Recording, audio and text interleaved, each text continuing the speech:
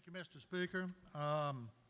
Today we have one of the most well-known, well-respected Georgia athletes, and a great guy. I got to tell you, I've known this guy for some time, and he really is a true gentleman. We have his wife, Nancy, and his oldest son, Phil. I can tell you that Nancy rules the house and is the political mind of the family. But I want to say a few words about Phil and give you part of this off the resolution. Phil is the husband of Nancy, father of 3 sons, and a record-setting Major League Baseball star and humanitarian. 1997, Mr. Niekro received baseball's highest honor, being inducted into the Major League Ball Hall of Fame.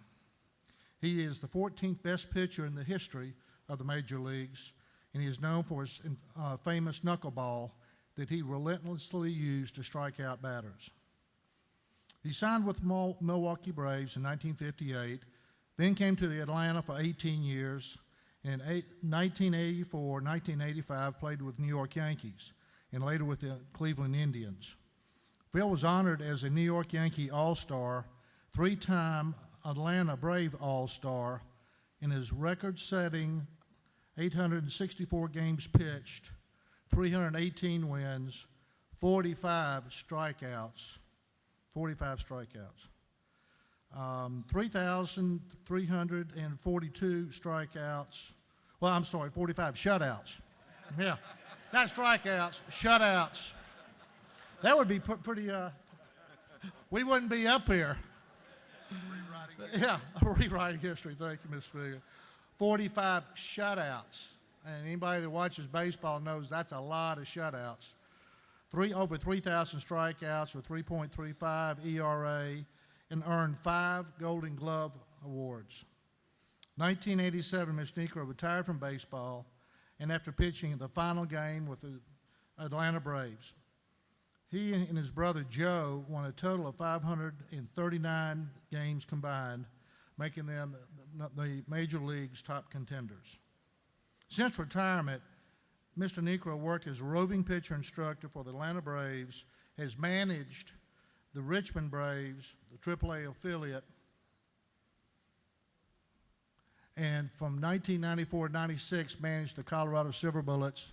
In 97 became their general manager. Besides just being an exceptional baseball player, he's also a humanitarian and formed the Phil Niekro Roasting Company and has raised funds for spina bifida and the Edmonds Telford Center for Children, and has raised over $3 million in leukemia research. And he's received the Lou Gehrig Memorial Award and the Roberto Clemente Award for his philanthropy. Those are the things I wanted you to especially hear about what this man has done since his success in baseball. He's been successful in helping children all over the United States. Here, I give you Mr. Phil Niekro.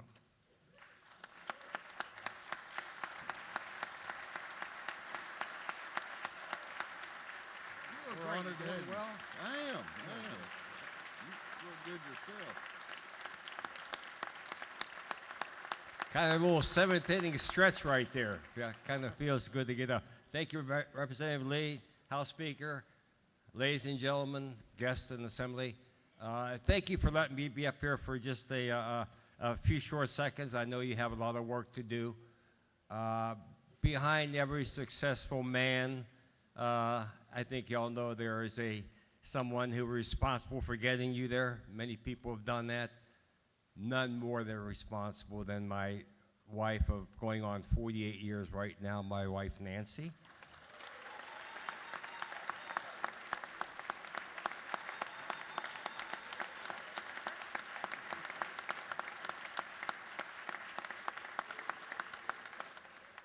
One of my 3 sons, I have 3, Philip, along here with my wife, who works with a nonprofit organization, Project Open Hand. I think you may be familiar with that here in Atlanta.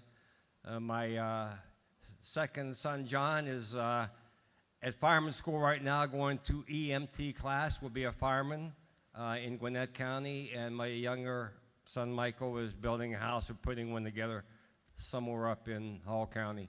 I'm not a native from Georgia. I'm from Ohio.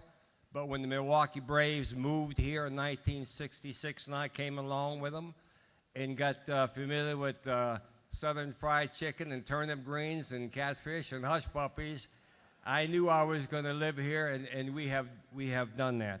We live in the great county of Hall, live on Lake Lanier. We've got married in '66, and we've been here since.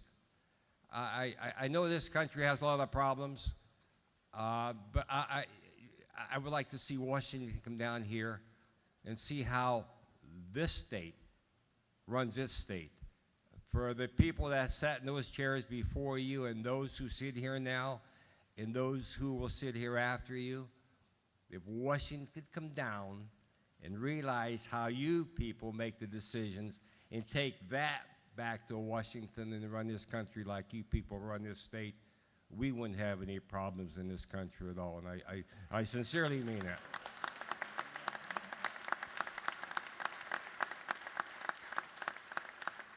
I am very involved right now with an organization called Operation One Voice. You can go on your net and find it, OOV. We raise monies and we bring the families, and we assist to support the Special Armed Forces, the Special Operation Force of the country. And I'm very much involved in that. I would like to leave with this thought. Lee mentioned my brother Joe, my late brother Joe, quite a few years back. I was walking in the beach and immediately on with my grandson Chase, and I got a phone call from my nephew. It says, Joe in helicopter, Tampa Hospital. By the time I couldn't hear, by the time me and Nancy got back to the cottage, drove to the hospital. I went up to the hospital room, and my brother was laying there on the life support. And by the time we get all the relatives together and family and friends down there in Lakeland, Florida, Plant City, we laid him down 4 days later. And I say that because he gave me a great gift before he left this world.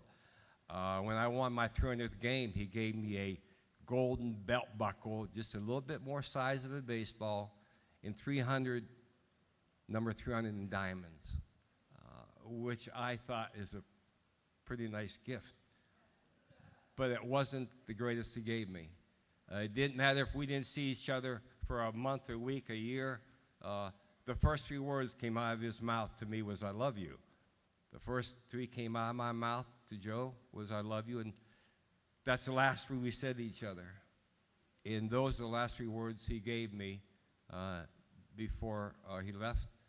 And that's the greatest gift I think we can give anyone. There are some 84,000 seconds in a day. It takes about 1 second to 2 seconds to those people that you love them. We have the time, take it, because there are no guarantees in life. I wish you all the very best of health and luck, and just continue the great work that y'all do here. Thank you.